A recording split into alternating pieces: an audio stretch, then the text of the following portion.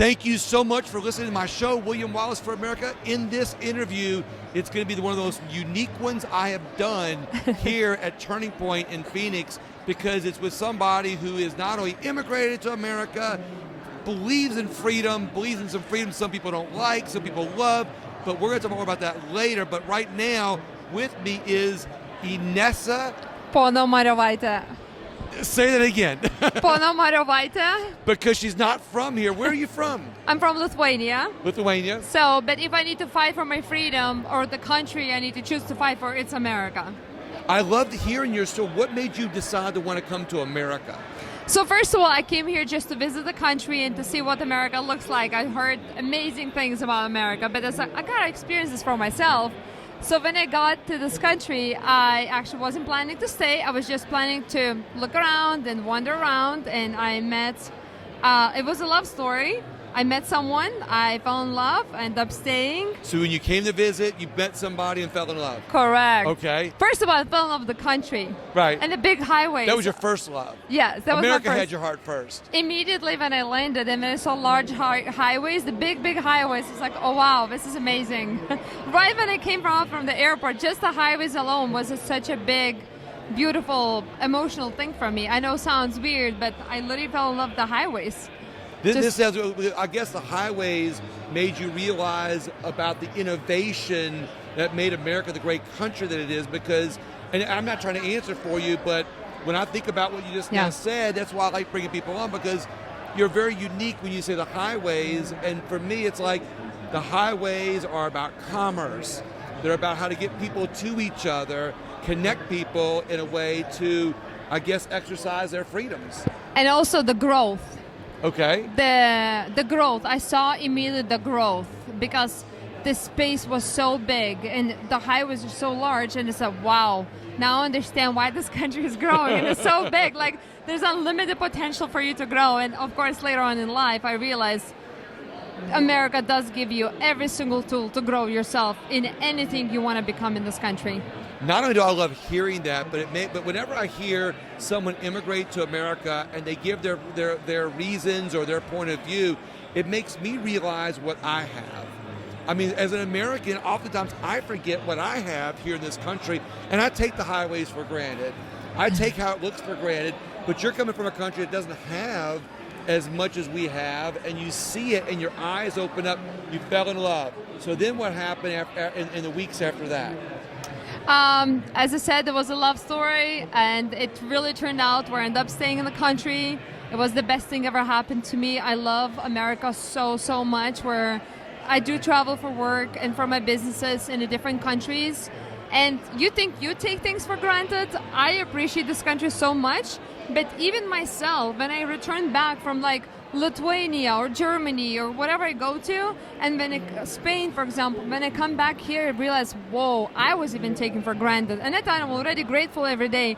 This country is truly the best country, and every time I land in the airport, international airport, I literally just want to kiss the ground. Seriously, I want to squeeze everybody and hug everybody. I'm like back home. I'm here to make all my dreams to come true, which is half of them already came through my hard work, dedication, and honesty.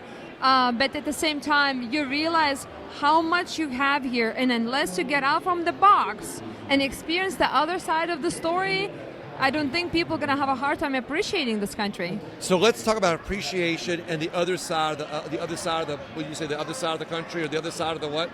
The other side of the story. Story, yes. So when in Lithuania compared to here, you love America, you see the opportunity here, but do you see things in your country that are starting to happen in our country? We hear all the time we're losing freedom in America.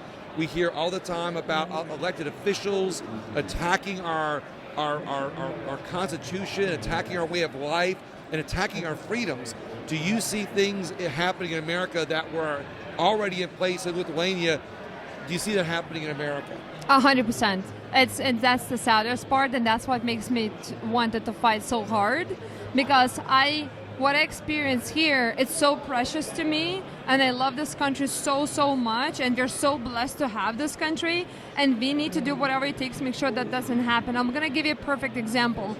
When I grew up, I was born under communism, under Soviet Union. Okay. Right? Wow. And we are all equal. Okay, everybody was equal. I'm gonna explain what the equal was to me specifically Okay. for this body and this temple right here. When you get up in the morning and the whole building has equal temperature, okay, that doesn't mean they're not gonna give you temperature that you want. Whatever they decided for you, the temperature they're gonna give you. Whatever the Fahrenheit or Celsius. In the winter times when it's below 10, or even not winter times, any times, they decide what's the heat temperature is going to be in your house. So when you're freezing in the morning, you want to speed up and jack up your temperature up. There's nothing to jack up your temperature up for. We take this for granted, right? Seriously. So what do? You freeze. You're equal. Because if there's somebody, everybody gave you free energy, free whatever, and now we're all equal, but they forgot to mention very detailed for this equal. They decided what's going to be comfortable for you. And then you want to change it your way, which is no longer equal, which is you don't have an option. Here, when you come in, you speed up the temperatures the way you want to do. I'm not saying that's how Lithuania is right now. There's a lot of changes that happened. Oh my goodness, I come back to this country, I see America's growing there. It's like new America growing. But at the same time, I see what happened in Lithuania, and I see this is coming here. It's like literally opposite. America is turning into...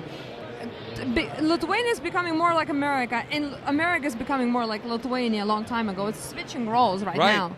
So, but you still love this country, and you still think that because of people like you and your passion for America, that we're going to be able to push back in this new revival that we have going on in our country and fight for the freedoms that made this country great and actually make it more free. Is that kind of what you're thinking? 100%. We have no choice because, as I said, this is the greatest country in the world, and a lot of my friends, even from Lithuania, they say, how you were just like, how you just like forgot where you came from. It's like, I'm so sorry. I didn't forget where I came from. I love this country so much because it gave me so much. Right. Has nothing to do. I remember, I respect what happened. I want to come back to Lithuania and help these people and maybe change the laws and help this country because this country is so behind everything. I feel like it's a stone age there.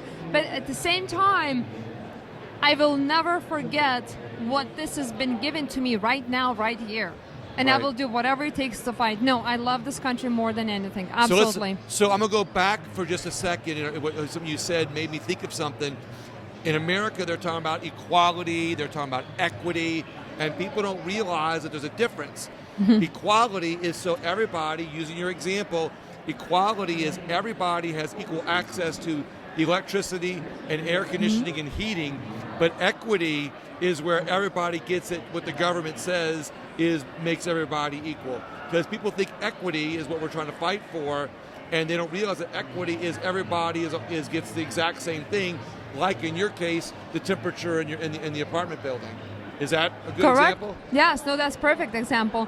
And I think for young, or anybody, even somebody who's older, right, then our government says, whatever they say, we have to always ask for what is the real definition behind whatever you guys just told us. What is this new law? What is this? What are you guys trying to push here?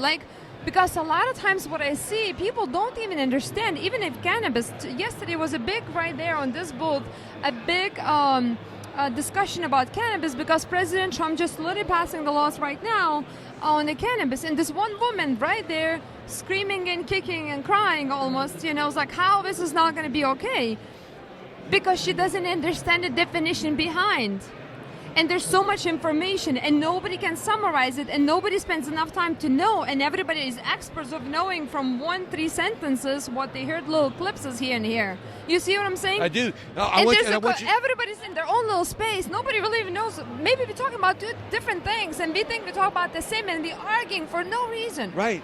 Just like this woman. I said, you know what, Inesa? She's a citizen. She's a child of God. I need to right now. I don't want to do it, but I'm going to do it. Sit down and explain her the difference. And guess what? After 25 minutes explaining her the difference, she's like, you know what? I fully understand what you're saying right now. Nobody explained this to me before. It's like, oh my gosh, I am what the President Trump is doing right now. I am what's getting passed in the law. Now she understands. Somebody educate her. Somebody spent 25 minutes right in front of this booth, educate this woman. That's what I'm talking about. even the laws are getting passed or whatever they're trying to do, our society, as humanity, as individuals, our job is to go and understand what they really mean by what they say. I love this. So I wanted you to give me the few couple sentences, because later we're going to bring you back on for a podcast, and we're going to do a long version to talk about what you've talked about here, because I know yesterday was a long conversation. But briefly, you talked about cannabis. You mentioned something before we started the interview about it being biblical. You talked about the differences between the two. So if you could give that couple-minute summary, and we'll go into more detail on it when we do the podcast pretty soon. Yes, the summary is very simple. God created you very special and very powerful. With that being said, God also gave you, it's called a switch mechanism in your body that turns all the systems to work absolutely great.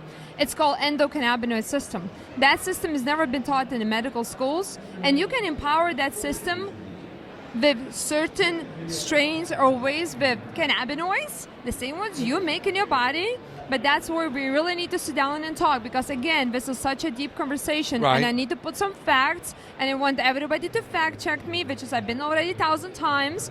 I need to explain. You can't. I'm so sorry. No matter how you hate the topic of cannabis, you Christian you can't live without this plant, and there's a proven evidence to that. You can't even function. It's proven. Is it legal in Lithuania, by the way? No. Okay. Well, I'll let you finish.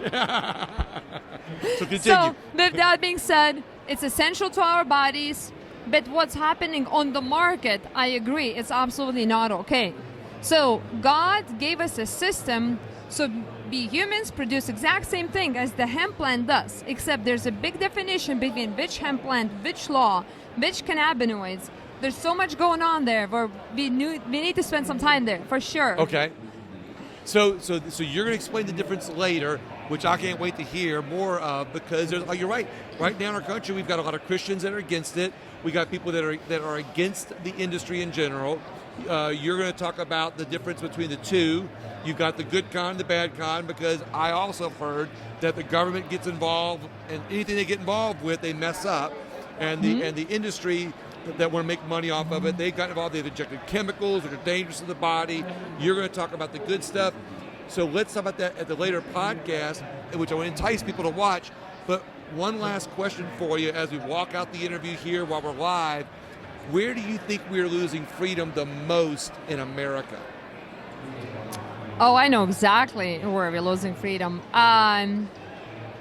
Where and all of you guys know right now that something isn't right. You kind of know where it's wrong, what's wrong. You even know you can go to fix it, but you do nothing about it. The courage, the internal courage, nobody is willing to do anything for anything unless they get paid.